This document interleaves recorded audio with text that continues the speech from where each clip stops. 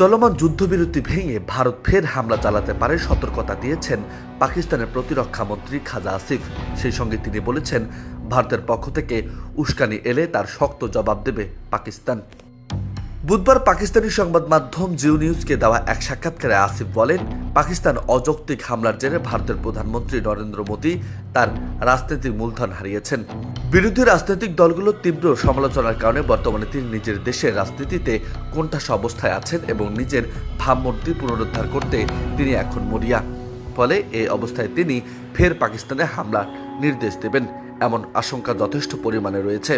তবে ভারত যদি কোনো প্রকার বেপরোয়া পদক্ষেপ নেয়, সেক্ষেত্রে পাকিস্তান তার দৃঢ় জবাব দেবে এবং শুধু তাই নয়, বৈশ্বিক চাপও সহ্য করতে হবে ভারতকে।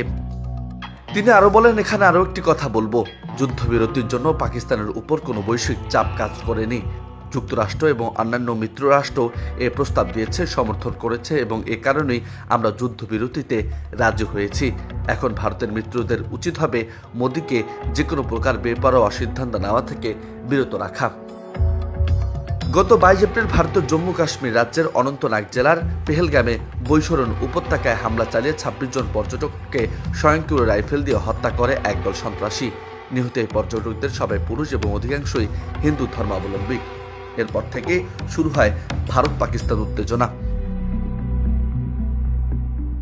দুই দেশের মধ্যে চলমান এই উত্তেজনার মধ্যে গত মঙ্গলবার পাকিস্তানের অধিকৃত কাশ্মীর সহ বিভিন্ন এলাকায় অপারেশন সিন্ধুর নামের একটি সংক্ষিপ্ত সেনা অভিযান পরিচালনা করে ভারত প্রতিরক্ষা বাহিনী। নয়াদিল্লির তথ্য অনুযায়ী এই অভিযানে 70 জন পাকিস্তানি সন্ত্রাসী নিহত হয়েছে। তবে পাকিস্তানের দাবি নিহত হয়েছে 31 জন বেসামরিক নাগরিক, আহত হয়েছেন 57 জন।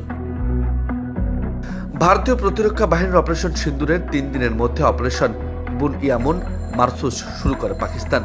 এদিকে পাল্টাপাল্টি এই সংঘাতের মধ্যেই তৎপর হয় যুক্তরাষ্ট্র এবং মার্কিন কর্মকর্তাদের চাপে যুদ্ধবিরতিতে সম্মত হয় নয়াদিল্লি ও ইসলামাবাদ। 10 মে শনিবার থেকে কার্যকর হয়েছে এই যুদ্ধবিরতি। নিউজ ডেস্ক, বার্তা 24।